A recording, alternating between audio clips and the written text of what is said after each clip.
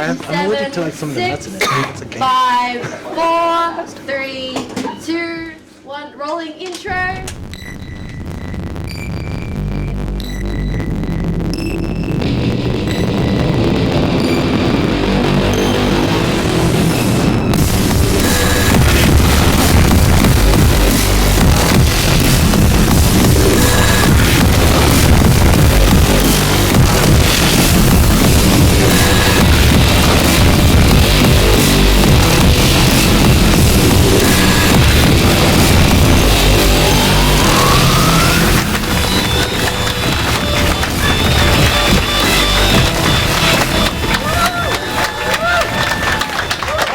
Welcome to The Leak. I'm Michael Schaefer and we've got a huge show tonight. We'll be chatting to a skydiving scientist. We'll also be chatting to a journalist, Jake Stevens, about the Russian doping scandal.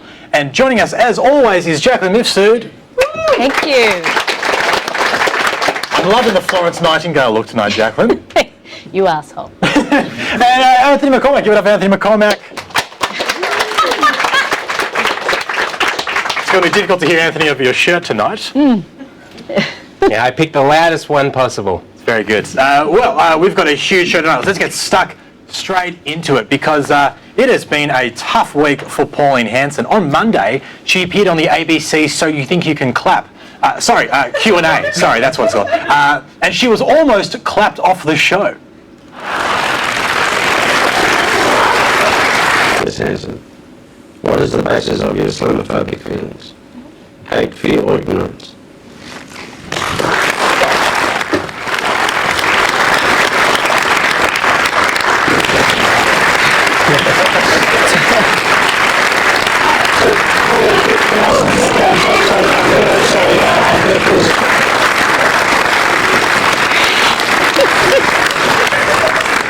And that was just the opening credits.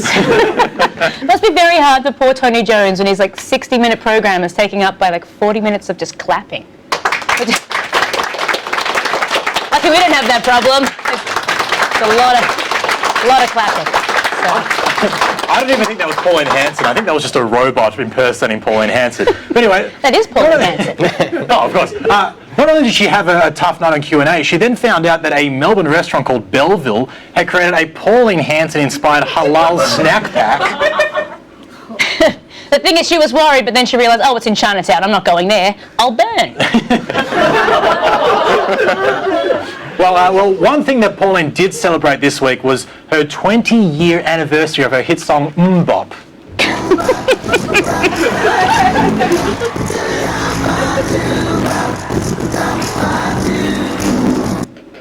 Sorry, that is the wrong Hanson. I always get them confused, sorry. No, don't be hard on yourself. I get them confused too. You know, for the longest time, I thought Pauline Hanson's policy was bada-do-dop, bada-do-dop, bada-do. But her real policy makes no sense. Well, speaking of her policies, a website was set up this week to fact-check her policies. Sadly, it's not called pleaseexplain.com. It's instead called factcheckonenation.com.au, and it aims to fact-check each and every one of One Nation's policy statements on Islam and Muslims. There's just not enough internet in the entire world to power that site. Here is a photograph of the fact-checking headquarters. They plan to have fact-checked all the untruths in her policies by the turn of the century. So One Nation the only party to have their own fact-check website? Yep. So now they know what it's like to be singled out. Well, I want to help these fact-checkers because they've got so much work ahead of them. I mean, given the ridiculous claims that she makes, like, for example, that 98% of Australians are against halal. Here's one fact that we have checked for them, though. Fellow Australians, if you are seeing me now, it means I have been murdered. I checked on her this morning. She is alive and well. And a real doona hog, I tell you. She snores terribly. Anyway, that's fact-checked. I'm committed. I thought you were married. Anyway, we also wanted to fact-check her climate change policies, but we ran into a roadblock. We tried to fact-check this policy on her actual website. Paying a carbon tax or an emissions trading scheme is not going to wave a magic wand and stop nature changing the climate change. And as soon as we find out what the words mean, we'll fact check them too. I think Pauline needs to tackle this head on, and if she's not going to respond, we'll respond for her. We've set up a response website. It's factcheckonenation.com.au. There it is there. The homepage clearly states 98% of people oppose factcheckonenation.com.au. Click here to read fact check. Fax your facts to 1-800-FACTS. They're completely fact. They are indeed. I think if you scroll to the bottom of the page, it also says, if you're reading this, I have been murdered. Don't read it. Don't read it. No, don't read it. Over to Pennsylvania, USA, and every tourist wants to keep a souvenir of their trip, even if it's something as innocuous as a rock or a stone. Taking stones from Gettysburg National Military Park is illegal, and if caught, you could cop a $130 fine. Even so, there are still people who snipe them. Snipe them. Swipe them, and snipe them. They're very pro-gun. They snipe them, they swipe them, That was just shooting stones. Anyway. Wait, but like Go Matt says, they're stealing rocks. Yes. I can see that, like a cute little mementos. Like cute, very illegal, but cute little mementos. Well, in a blog post this week, Park Ranger Maria Brady revealed people return rocks and stones to the Park Service in the mail, usually with notes of apology. According to their letters, they are rocks. They are rocks, 100%. Okay. But according to the letters, ever since stealing these rocks, the tourists have experienced terrible luck and misfortune. That's right, the rocks are cursed. Wait. This park is in Gettysburg. What are the rocks cursed with? The ghost of Abraham Lincoln? Maybe the ghost of that terrible Gettysburg movie with Martin Sheen. What was that called? Gettysburg? Checks out, yeah. Excellent. Well, I mean, listen to this list that people have experienced. These are things people are experiencing after they take the rocks. On-the-job injuries, health problems, emergency surgeries, wife and child leaving, a loss of house and belongings, even up to 9 years in prison. Wait, I feel like if you're the kind of person who steals rocks, you're probably going to end up in prison sooner or later anyway. Do you know what I mean? Like, Is that the cause? I stole a lion from the zoo and my life's been terrible. A lion ate me. It's the lion's fault. Well, the rocks have been returned, which is a good thing, Anthony, but maybe it'd be better if they just stopped taking them in the first place. Potentially, yeah. But if they only needed rocks for a short amount of time, maybe they could set up a business, like to rent out rocks, like a Blockbuster, but with rocks, like a rockbuster. How would you return your rocks? You just throw them through the window? Thank you. Now, we see this American story and think Australians would never do that. In 2008, after Kevin Rudd issued a formal apology to our nation's stolen generations, Uluru National Park was inundated with people returning bits of Uluru they'd stolen over the years. Would that be the first thing the foreigners have stolen from the Indigenous community? Apparently 1/4 of these mailbacks had similar letters. They're claiming these rocks are cursed.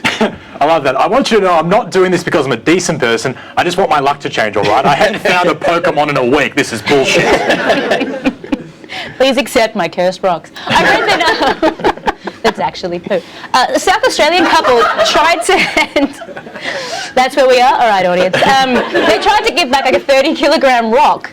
Like, how did they take that? Were they just like, this is mine? How do you justify that? Yeah. Oh, no, this is my boulder. Thank you. Carry with me at all times, thank you very much. Had it on the way in, it's fine. Is it fine? Maybe it isn't. In other happenings this week, the internet has triple herpes over Sonia Kruger's comments on the Today Show about banning Muslim immigration in Australia. Personally, I think Andrew Bolt has a point here that there is a correlation between the number of people who are Muslim in the country and the number of terrorist attacks. I got really excited when she said Andrew Bolt has a point. I thought, finally, only to be disappointed again. She received more ridicule than that Lady Gaga meat dress.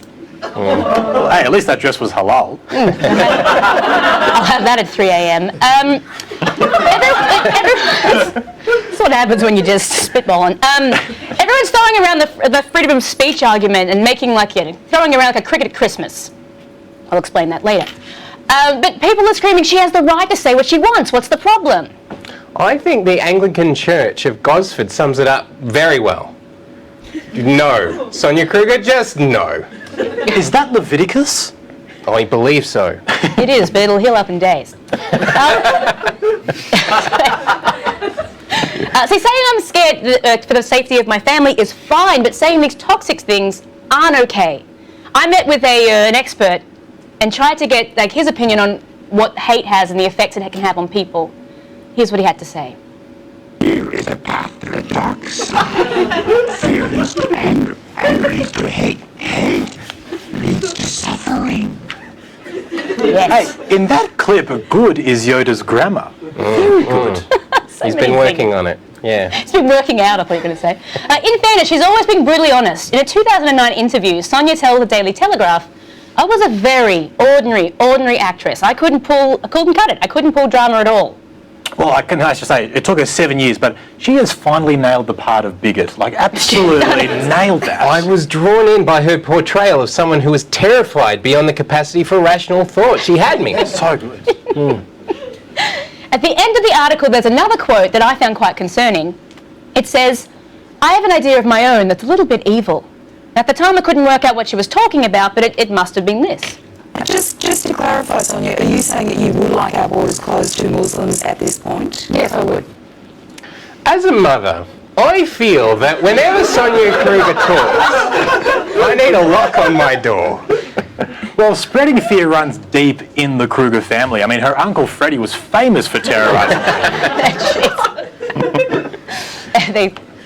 She looks great. The fear has gotten worse over time. Like first we had banned the burqa, then we had banned halal, and now it's just, well, just ban Muslims. But Muslims have contributed so much. 3am kebabs are the bedrock of a free society. Mel Gibson knew how important freedom was, and he's incredibly racist. Makes a great kebab, though. Oh, yeah. So the only thing we have to fear is fear itself. Ah, yes, wise words from Melania Trump.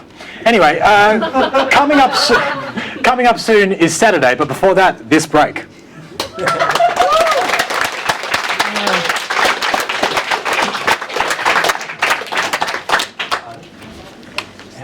Cool.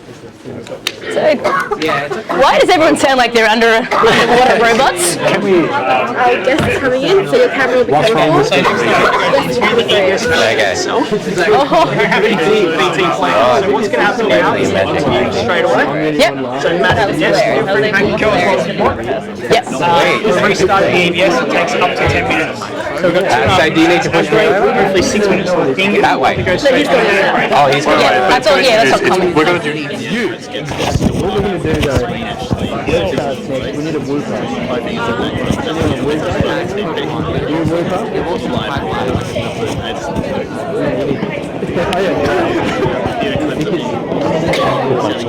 All right. And people have got stereo tellies, right? So they got these stereo tellies.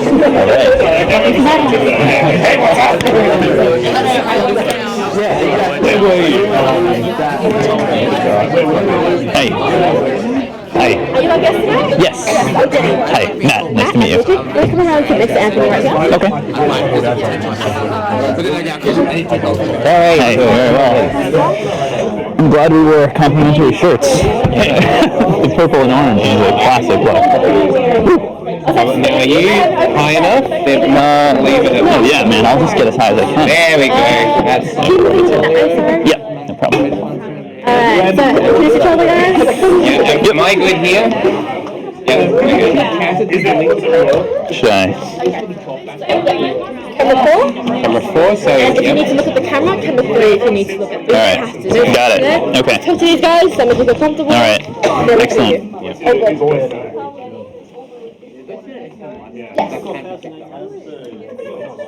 Okay.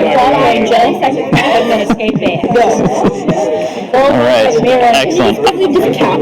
Yeah. 1, 2, 3, 4, 5, 6, 7, 8, 9, 10, 11, 12, 13, 14, 15, 16, 17, 18, 19, 20, 21, 22, 23, 24, 25, 26. 3, 2, 1. And we're back. First guest tonight is Matt Faria. He's a student at Melbourne University. He's been studying science and doing some very interesting science experiments. Please welcome Matt to the studio. Now, Matt, you've been in the news recently because you've gone to some extreme lengths for your experiments. Can you tell us what you've been up to? That's correct. So it wasn't just me. A group of us jumped out of a plane, did a skydiving experiment. We were looking to see how a specific new type of material called a moth, or a metal organic framework, would form under low gravity. Oh, we know what a moth is. Yeah. You have to explain We were that. talking about that all day yesterday. Like, calm down. Wait. So you jumped out of a plane for this. Why did you jump out of a plane? Well, we wanted to see how gravity changed the crystal formation. And so it's easy to make gravity increase. You can put it in a centrifuge, you spin it around, so the particles, the constituent parts, feel a much greater force. Lower gravity is harder. You can throw it off a building, so we did that first, but that's only for about a second. Which building? It was a tall building on the university campus. Yeah, we did recover the thing we threw off with no to minimal injury. Yeah. But to actually do low gravity experiments, conventionally people would go to the space station or have a really fancy parabolic flight. Those are a little bit out of budget for just about everyone. You couldn't get up to the space station? No. Jesus, these cuts to the... Yeah, I know. It's unbelievable. You funded it yourself, didn't you? Yeah, you didn't want to ask anyone's permission. Yeah, we did pay for it. Did you go on Red Balloon or something? No, like Red It's Bull. for science, guys. Give us the discount. Yeah, maybe next time. But yeah, we did fund it ourselves. So my question for you is, like, when you're doing science and stuff, you have to. That's the term that obviously scientists use, doing science. Yeah. So when you're doing it, sciencing. When you're sciencing, that's the preferred. Well, you heard it here first. Yeah. When you're sciencing, don't you have to replicate your results? Yes, absolutely. So that's why we had multiple people jump. So we actually had some repeats of the experiment, and what we actually did is we had a syringe without a needle that connected to a tube, and we would press the tube and then jump out. And so because we had multiple people, detonate, basically. we had two tubes, two syringes actually. But did you say like get off my plane, like as you jumped out or something? Geronimo, because that's all I would have been doing. Again, next time in the follow-up. Maybe you could replicate the study with see if the results change when you say "Hasta la vista, baby." I'm sure we'll be a lot more gung ho the next time, because this time it's a completely new thing. We weren't sure. We were both worried about the height of the plane, as I think a lot of people would be, skydiving, and we were that's worried. usually like number one. That's like the number one thing that people are thinking about. But on top of that, we were worried about messing something up about the experiment, so breaking the little holders that we had, or not pressing them too early, pressing them too late. Well, yeah. How do you maintain the composure you need for a science? Because usually when you're in a lab, you're probably not standing there standing on and going whoa. Like, you know what I mean? How do you maintain the composure up there? Well, it depends on what you're injecting. But I guess. We're still good for Sunday? How do you maintain the composure when you're falling through the air and you have to do the science stuff? I think maintaining a composure might not have been actually done. I was yelling certainly as I went down. I do think that being able to focus on the experiment kind of makes it easier to enjoy the experience. I've skydived once before and I was terrified the whole time. So being able to actually have something to focus on and needing to do right made it so that so much less of your brain is consumed by that. I'm really high up. Have you considered for future experiments what the effects of maybe Barbados might be on the moth? Yes, I'm writing the grant application now. Yeah. I'm not expecting a good response. Did you find anything unexpected out of? Well, the crystals that formed were much larger under low gravity, and we kind of expected that follows the same trend as that we saw from throwing them off the tall building, but they were a bit larger than we expected. Yeah. I just want to ask you about throwing the things off the tall building. You had to put your phone in there as well, didn't you, to measure the gravity? Yeah, How many iPhones did you go through for this experiment? Yeah, it was will it blend? We wrapped it up pretty tight with bubble wrap. So it wasn't too much of a. Yeah, that sounds like that'll work. It was in a box. Because you can breathe on an iPhone and the screen will crack. Did you use a parachute out of the airplane or just bubble wrap? We did use a parachute out of the airplane. Actually, in the paper, we say that a parachute was used to minimize the harmful effects of free fall. which are well documented outside of the scientific literature, I think. No, that's something that you could definitely look into in the future. Matt, thank you so much for joining us. We've got to go to a break, but please put your hands together for Matt. Thank you very much. We'll see you guys after the break. Oh, thanks for coming on. That was great. Please, very much. thank you back. That Keep it. Pleasure. Thank you so much. Very well. Stop throwing stuff off buildings. I told you I was born yesterday. I was like, oh, point for me to jump off. No, nothing. Yep. Where's your belly button? Hey, I'm not in the studio audience. I know the answer. We don't have any VTs. Okay, so what are we going to do? I can't commit. Yeah, this is like... So, hey man, What is the basis of your... yeah, so how many kids you have? Nah, just enough. So you worry about how many I'm going home to. As long as I get home. As long as they can survive in the streets, they'll be okay. Yeah, exactly. I mean, survival... I've taught them some things. Any more chocolates? No. I have my own. If you are seeing me now, it means I have been murdered. Which they didn't want. What is that? Because it came like this. So if you want that. I didn't get one. Isn't that discrimination? It's like, you know... Well, it is pretty yuck. Discrimination's alright if it's yuck. I'll go back that. The other one is good. I'm gonna But it's been melting in my pocket for a while. I've got this little robot here. We gotta scroll up. We've got one inedible chocolate left. It's not inedible, it's just you just like to watch me swing around. I feel like that's gonna go to yeah, probably. It's like, hey, it's a warm defective thing anyway. If you want, I think one of them's been opened already. This one I think is A+. You want the one that's open? Yeah, risk taker, I like that. Man, you should be on that plane doing skydiving and stuff. You want the one that's unopened? Excellent. And does anyone want this one? Sure? You always have to. You will say no now, but in like 6 months you'll have to move and you're like, God, yeah. He's not moving out anyway. Oh, exactly. Look, you can pull it. Just go when you finish it. You take it. We're going to get some woos, yeah? I'm going to get out of here. Man, you look after that box. I trust you. 15 seconds. And you said you're the chosen one. Chosen. Back in 10, 9, 8, 7, 6, 5, 4.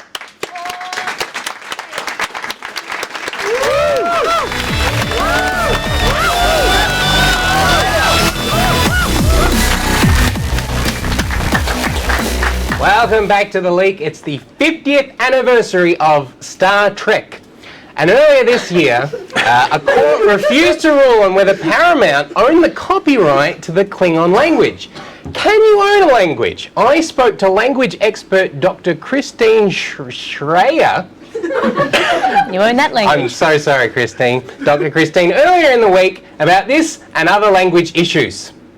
Dr. Christine, thank you so much for talking with me tonight. You're an expert in all kinds of languages, languages that have occurred naturally, languages that have been made up. I want to throw some languages at you and just see what your thoughts are on all these languages. Okay.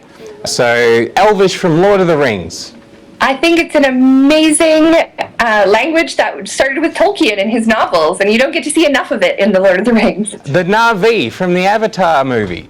Yeah, I think the Na'vi community is amazing, and that's how I got into constructed languages, by learning who the Na'vi speakers were and doing a survey with them.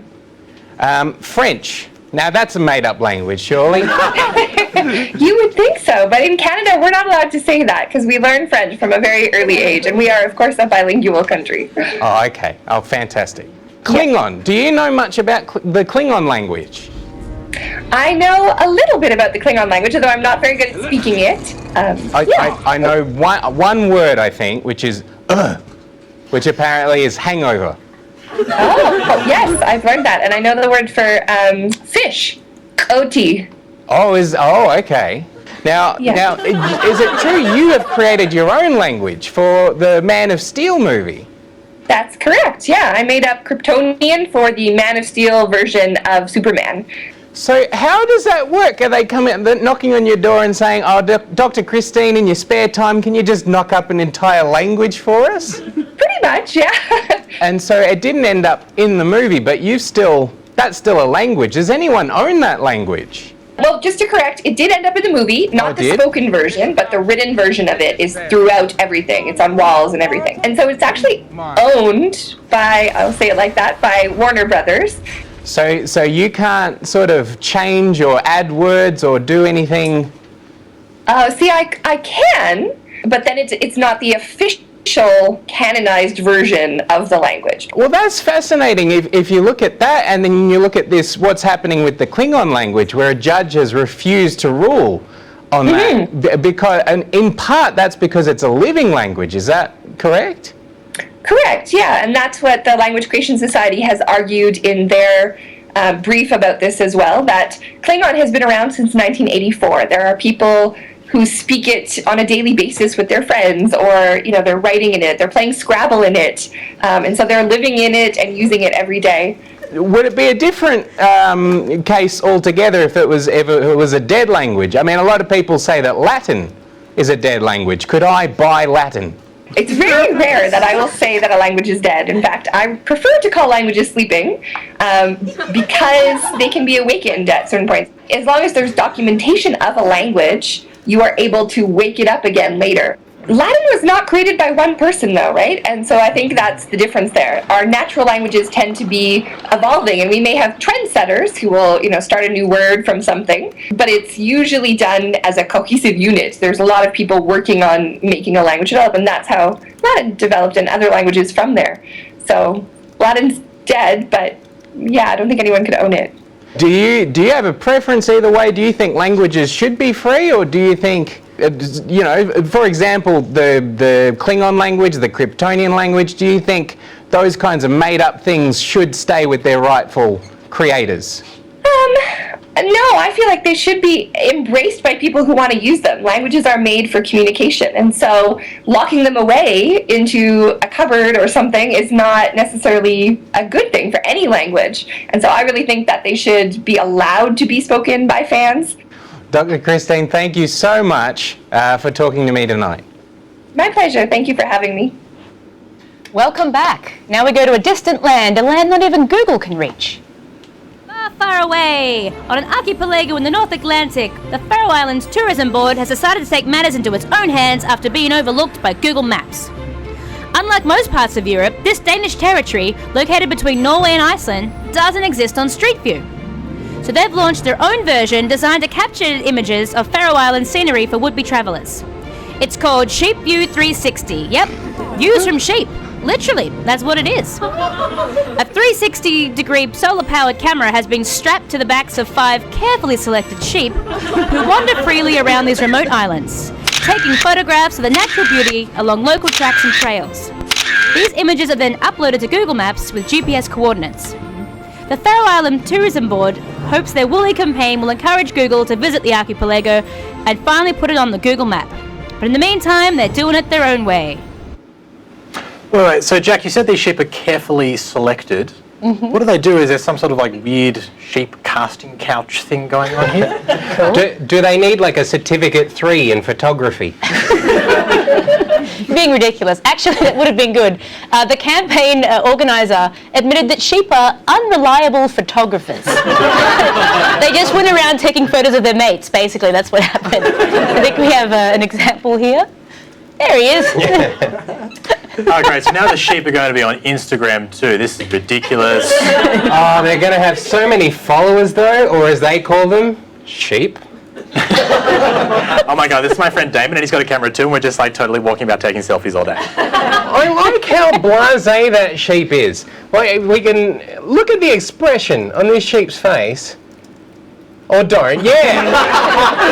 Yeah, I've got a camera strapped to me, to my butt, whatever, you don't know me. The most beautiful character you've ever done. That's exactly how sheep do sound, though, yeah. I don't know much about the Faroe Islands, but it looks pretty cool. There's a sheep eating grass on the roof for some reason. Well, that solar-powered harness will come in very handy. Do you think you could just plug in your phone into a sheep? Just imagine years from now, when I was a boy, we used sheep to charge our phones and map our roads. We'd have to update some nursery rhymes, like in everywhere that Mary went, her Google Maps phone charging photographer sheep was sure to go. It's creepy. Wait, so if the sheep do a bad job, is Google going to come and like map the Faroe Islands for them? I think so. I think it's like when I would do like chores really badly and Mum would be like, oh, let me do it then. And you're like, okay. And what if the sheep do a really good job? Does that mean like they'll just replace Google in the Faroe Islands? I reckon we can, use them for all kinds of Google kinds of things. I asked a sheep what Sonia Kruger's stance was on Muslims. Her stance is bad. Just like that joke. Well done. Comedy. Why can't that guy that drives around in his car waving at people, why can't he map the roads? What guy? That guy, he drives around in his little car and he waves at people. Michael, you know that guy. Do you mean the Pope Mobile? Are you talking about the Pope, Anthony? I don't know. Is it the Pope? Is that who I'm talking about? Can we get a picture of the Pope to show Anthony what the Pope... Yes! That's the guy! Hi, guy!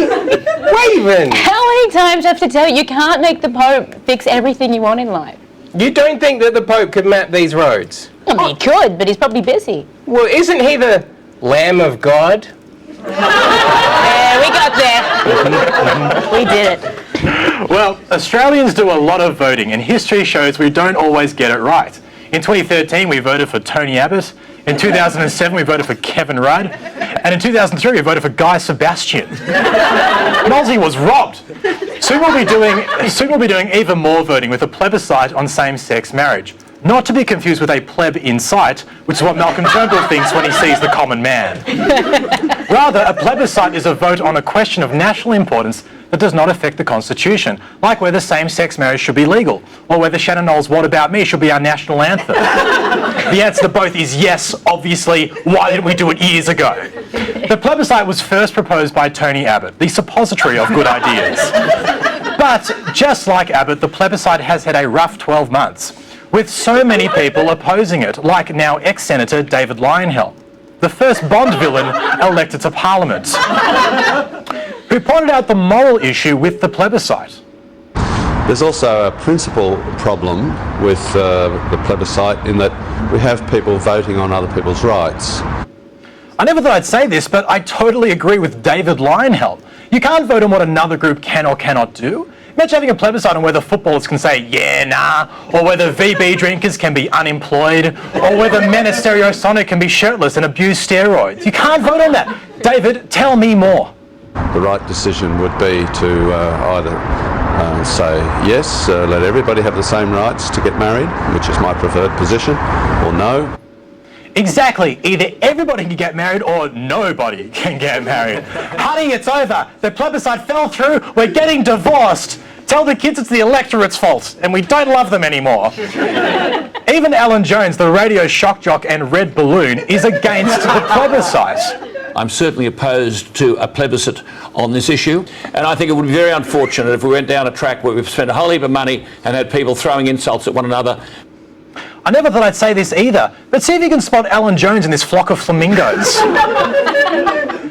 Not only is a plebiscite morally dubious, PwC says it will cost $525 million. To put that in terms Malcolm Turnbull can understand, that's about 2.5 Malcolm Turnbulls.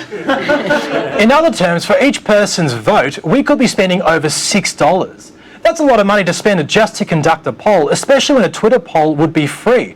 The options could be no, yes, and Jesus Christ, I can't believe we're still talking about this. New Zealand legalised this in 2013, they'll always have that over us. Come to think of it, they probably call it same-sex marriage. But seriously, just do it already. And then we could use that extra $6 to buy each Australian a deconstructed coffee at a trendy cafe served on a wooden board.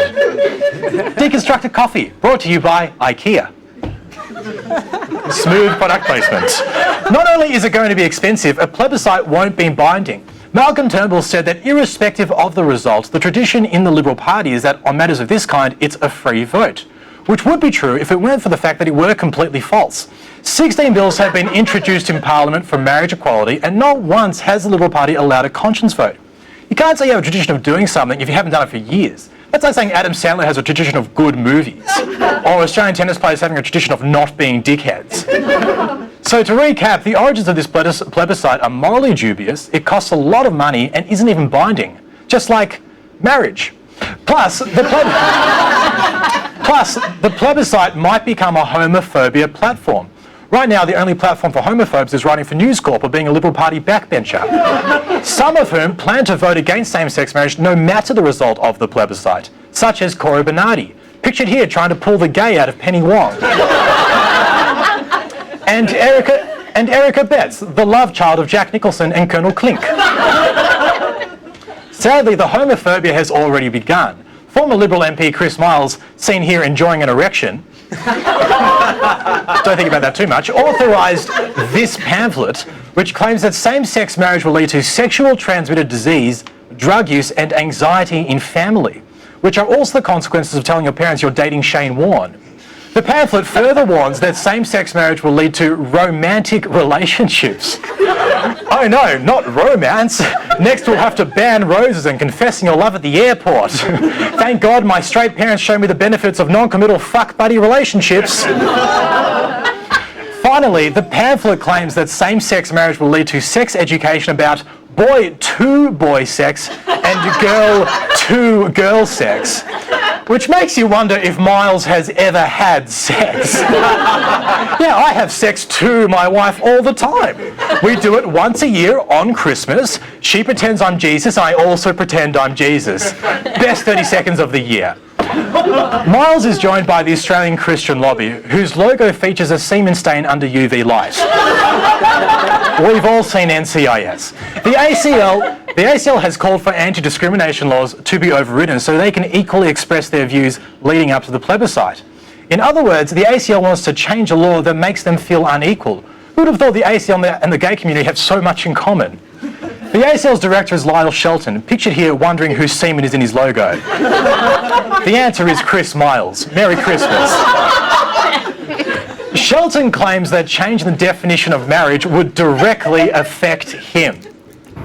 Well, if the definition of marriage is changed, it's no longer assumed that millions of people like myself who are married, it's assumed that I'm married to a woman. So that affects me straight away. So you're worried about people assuming you're gay if the law changes? Well, they may or may not. Oh no, dinner parties might get real awkward for Lyle. Hi, I'm Lyle Shelton. This is my female wife, Mrs. Shelton. We are not gay, okay? She is a woman, I'm a man. Not gay. We have sex once a year on Christmas. Tell them, honey. She pretends I'm Jesus and I also pretend I'm Jesus. But not in a gay way or anything. Best 30 seconds of the year. The point is, this plebiscite is a morally dubious, non-binding waste of money and allows for that type of bigotry to be aired. That's easy to see. Unlike Alan Jones in A Flock of Flamingos. There he is. So Parliament should just give the people what they want. Legalise same-sex marriage and while you're at it, make What About Me our national anthem, because it's about time. So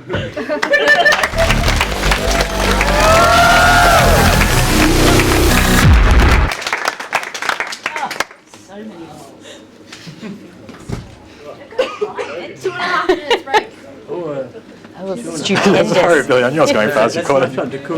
You were fine? It was great. Not good. Oh, jackets off. Yeah. You should not be saying that. I mean, it's something wrong. Well, what is your last? So what do we have left to do? Hey, what is your last? My field. 220. That's so fun. We have to segment. So we got the feature interview, which is the correct. That's I'm getting real good at it. Left and right in use. Why don't we just cut left and right in use? So we can cut out some. Is that astronaut or is that? When's my field? We'll have to cut out of the... It was invented for astronauts, but used by the elderly. Yeah. Okay.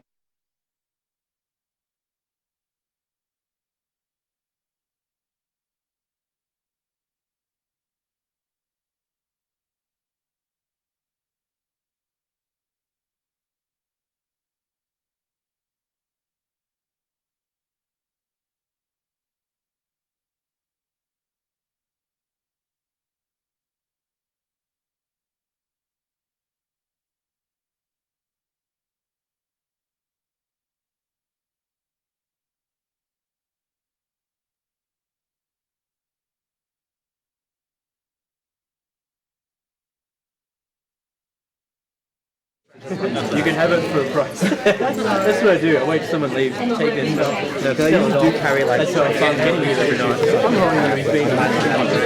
There you go. Okay. Hey, you went to it. I'm gonna say I might have a subway hat. That's alright. Yeah. Yeah, melted. Yeah. I just want to eat it because like I'm really sick. It was making me wrong. I think these things are think it'll be that long. 30 seconds to go live, guys. Yes, you can. 30 seconds. We're gonna go to Have you been here before? yeah, I used to do ready for some whoops and yeah. Yes. We're going to bring this home. Something like that goes in. Yeah, I want to learn how to pose. I don't know how to do it at all. Yeah, let's go.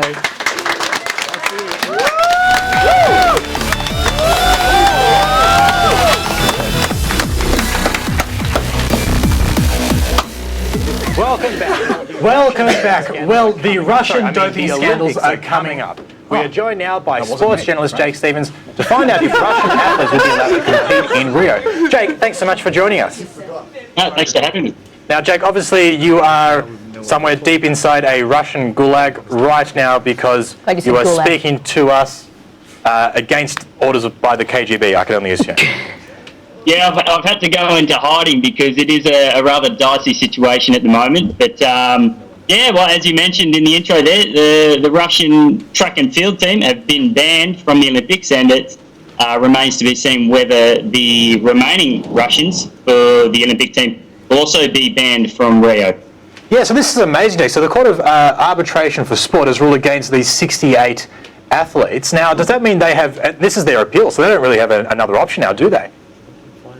No, it's end of the line for these guys. Unfortunately, they're going to have to wait until Tokyo's the next one, I guess. But for them, their country has kind of stuffed it for them, to be honest. Do you think that's fair? Because a lot of these athletes have not actually tested positive, to drugs themselves, but they're obviously being swept up along in this corruption scandal. Yeah, of course. You've got to feel sorry for the clean ones out there, although I do believe it is a minority. But there are many athletes who were part of this state-sponsored doping program. In fact, if you weren't part of it, you weren't allowed to be on the team. So in this instance, there were some who were overseas and they've been able to prove that they were not part of this program, and therefore they're allowed to compete under a neutral Olympic flag for this Olympics. But it's a sticky situation. So they might be able to compete under a neutral Olympic flag. What's that, Switzerland? Yeah, could be something like that. No, but I think it is. I think it's just a white flag with the Olympic rings on it.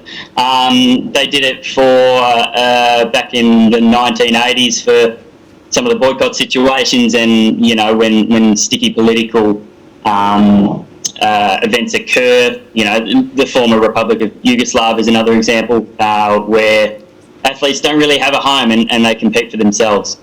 What's this going to mean legacy-wise? Looking forward, are Russian now? Are they going to be the Essendon of the world, basically? Yeah, you could say that. Look, it is going to be a tough road back to redemption for all Russian athletes. There's always going to be a stigma around those, and for athletes who competed and have not had their medals stripped of them or performances stripped of them but were never proven guilty, there will always be question marks surrounding their head. One example I can point to is a few Olympics ago, our long jumper, Bronwyn Thompson, she came fourth by only a couple centimetres, and there was 3 Russian athletes who stole the podium. So it'll always be heartbreaking for some Australians and other competitors who were clean, but they'll never know whether those medals were truly deserved. What was the substance? Do we know? Or what? Was it just not vodka? What happened? What was it?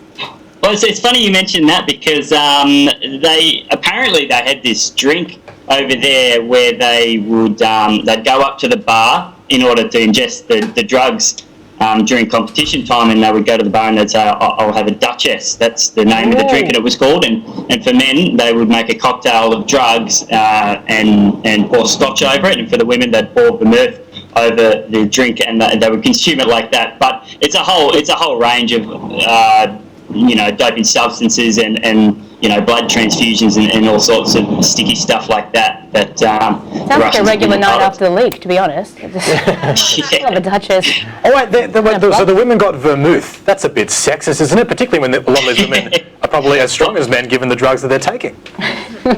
Well, Russians they've always been at the forefront of gender policy, as you guys know. So that's what they had apparently. I wanted to ask you also, Jake, so we've got the Russia's hosting the 2022 Soccer World Cup. Are they just going to not invite people to the World Cup in 2022, just like out of spite? Yeah, I wonder who's going to win. Russia, maybe. For global sport, it's going to be a tricky one to get back on track. I guess that remains to be seen. Well, I guess one more question, Jake. If Russia is banned from the Olympics, do they still get to take some of Ukraine's medals? Yeah, just a little slice of the medal down the bottom. Actually, it's funny you mentioned that because, Russia have been obviously banned from these Olympics, but a lot of question marks still remain. I feel like I've used that sentence a couple of times, but seriously, Ukraine and other sort of countries are under investigation where similar situations may have occurred. Well, Jake, that's all the time we've got for you today, unfortunately, but thank you so much for coming on the show, and good luck with the KGB. Yeah, thanks guys, appreciate it. No Sorovie.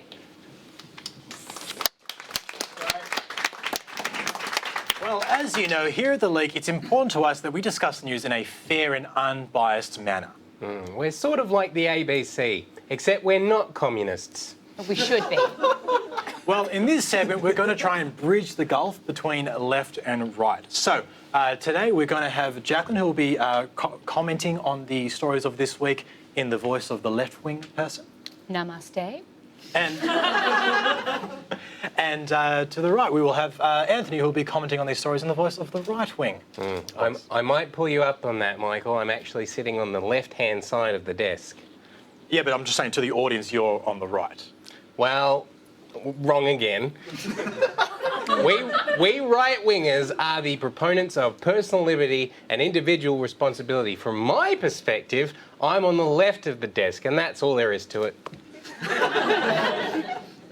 Okay, well, please give our shallow caricatures a round of applause.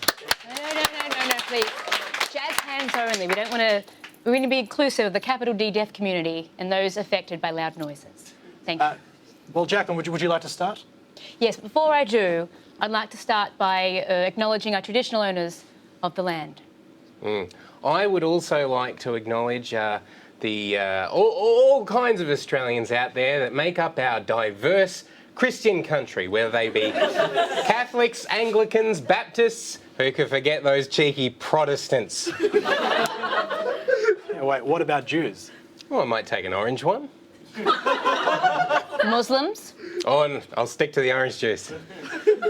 Okay, well, our first story this week that we'd like to try and bridge the gap between left and right. So the facts were that Labor won the seat of Herbert in North Queensland by 8 votes. Now, Jacqueline, what's the left's take on this issue? Swing against coalition continues. Seat of Herbert goes to Labor by 8 votes. Coalition loses mandate. It's quite extreme. Anthony, what's the right's position on this? Herbert, recount automatically triggered by mistaken Labor win.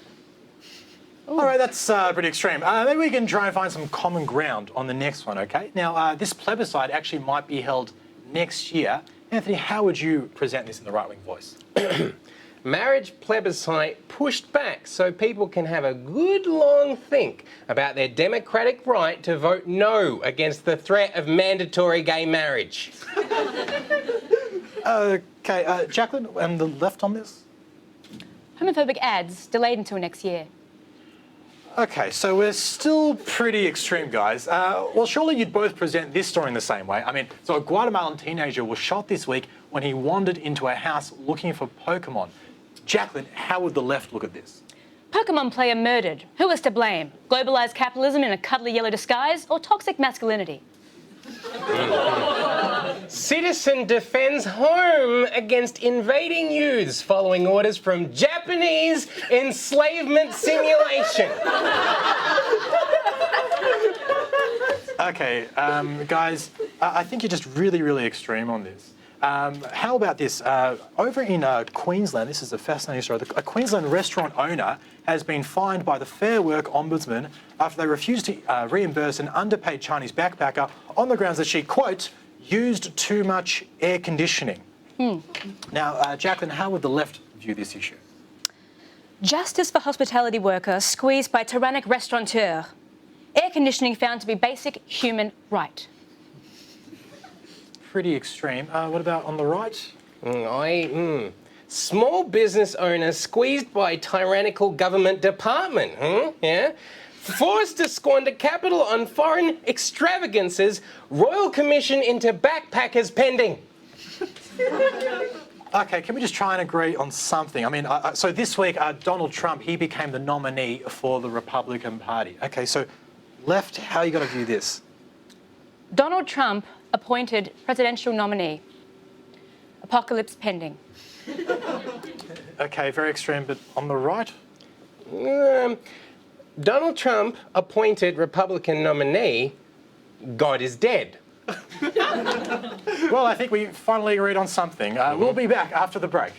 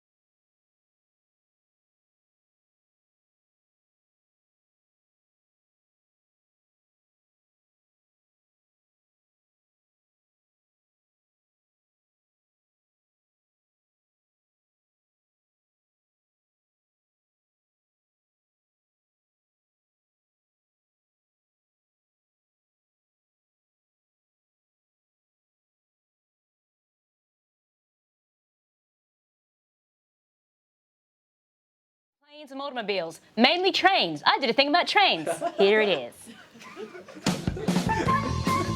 We're here at Melbourne's Southern Cross Station because I love trains. They're the best. They're way less stressful than aeroplanes and the scenery is breathtaking. And you can take whatever you want on board. Well, not whatever, but sort of. Just don't take weird smelling food like egg sandwiches because that's gross. Back in the day, we all traveled by horse. Even dogs rode horses. They were super fun once you got used to the butt pain. But unfortunately, horse piddle and poo-poo stunk up the cities. So then we decided to invent trains. Like that one. We built train networks all over the world and everyone was happy doing the locomotion. But then someone invented cars. So then we started building roads instead of trains. But cars are also awesome because you could go anywhere you want at your own pace. But now cars suck. They're super expensive. Pollution is awful. And finding a park's a bloody nightmare. We need to go back to trains again. The only problem is there hasn't been any new major investments in new train technology. So the trains are as slow as the bloody NBN. Take the trip from Melbourne to Sydney, for example. By train, it's over 11-hour journey. It's 2 hours faster by car, a whole 2 hours. That's enough time to boil an egg. Or several. We need to join the rest of the world and invest in a high-speed rail system. Now. In August 2011, the High Speed Rail Phase 1 report was released. The report identified routes, station locations and potential patronage, as well as some thorough cost estimates. The report found that high-speed rail between Brisbane and Melbourne could cost between $61 billion and $108 billion, but paid mostly by private industry. Achieve speeds of up to 350 kilometres per hour, travel between Brisbane and Sydney and Melbourne in 3 hours, from Sydney to Newcastle in 40 minutes, and 1 hour between Sydney and Canberra. Carry around 54 million passengers a year by 2036. Offer competitive ticketed prices at one-way fares at less than $200. Sounds pretty good, right? Well, it's 5 years later and we still don't have a bloody high-speed train. But last week, a private company called Clara publicly released its proposal to build the rail link. It's going to have 8 stops and plans for new cities along the route. Yes! Clara's co-founder, Nick Clary, says it'll take under 2 hours for an express train to get from Sydney to Melbourne. That's amazing! Think of all the eggs you can boil. So many eggs, possibly too many eggs. Here are some reasons why we need fast trains. They're ecologically friendly, create jobs, rejuvenation of regional communities, relieve pressure on the housing markets. People can commute from farther out of the cities. And oh my golly, the technology is so bloody awesome. So it's not going to be cheap, but most of the cost is going to be covered by private industry and it's going to be well worth it in the long run. But it will take 30 years. Whatever. Okay, bye! Now, if you were watching a channel that wasn't 31 earlier this week, and if you were, shame on you, you might have caught on to this slippery situation. Despite being in its 5th season, Nine Network's The Voice is yet to launch an internationally acclaimed artist akin to X Factor's Dami Im or Guy Sebastian from Australian Idol. And after an underwhelming year of slipping ratings and an ARIA chart flop by this year's winner, many are left wondering if The Voice has finally broken. However, in last week's live finale, to the surprise of viewers and delight of the show's producers, Tash Lockhart's impromptu Ode to Joy lit up social media. Anything can happen on live TV, and we, the audience, can understand. But this wasn't live TV. Producers had a 30-second delay in case one contestant, living with Tourette's, had an unfortunate outburst. Was this surprise nipple missed by the eagle-eyed crew? Or was the accidental outing intentionally left in? Wait a minute, Anthony, I didn't have to edit out the nip slip. Nobody was watching anyway. And yes, I see the irony of saying that on community television. Well, I watched. I didn't watch. And there was a safety net put in place for contestant Adam Liddell. He had, in case he had an outburst that might offend some viewers. But if they're actively scrutinising the show to make sure it doesn't offend anyone, how does an uncensored nip slip go live to air? Well, I've been paying close attention to The Voice. I have been paying no attention to The Voice, ever. And I reckon the wardrobe department, though, has been trying to make something like this happen for a while. Look at what Delta and Jessie J are wearing. Is it a shallow grab for ratings or a deep plunging neckline for ratings? Okay. This is how desperate the wardrobe department has been for a malfunction of any sort. Whatever the motivation, I find it incredible. They saw a nipple happen on the delay and decide to let it go through to broadcast. I'm more concerned they accidentally let The Voice go to air at all. How long has this show been going on for? This is terrible. Disgusting. Please tune in. I want to compare this with another story that happened this week. Melody Poole's a singer from Melbourne. She used her own personal Facebook page to post a status over the weekend. And here it is. Does anyone here deliver codeine to you because Lady Blood Moon is waging her war upon me. This status was flagged as inappropriate, automatically deleted, and Melody was banned from Facebook for 24 hours. That's a day, Michael. Oh, thank you. How does this relate to a nipple, though, on TV? Well, on the one hand, you've got your new media Facebook saying hell no to a vague but tasteful description of a natural womanly process. But Channel 9, prime time, family friendly, you know, a woman whips out a bald commuter, and not only is no one offended, people are actually celebrating her. Jack, do you think we're too hard on nipples, or, well, should we be allowed to tweak the rules a little? Yes, I'm still dealing with bald commuter. Have an areola day, everyone. Since the incident, Tasha's milked the spotlight. Good on her. She's gone up 12,000 Instagram followers. Hey guys, Instagram is owned by Facebook though, so you're not going to see any nips anymore. She won't even be able to call them nips. That's the real tragedy, Anthony. I agree. Maybe she'll have to call them bald commuters.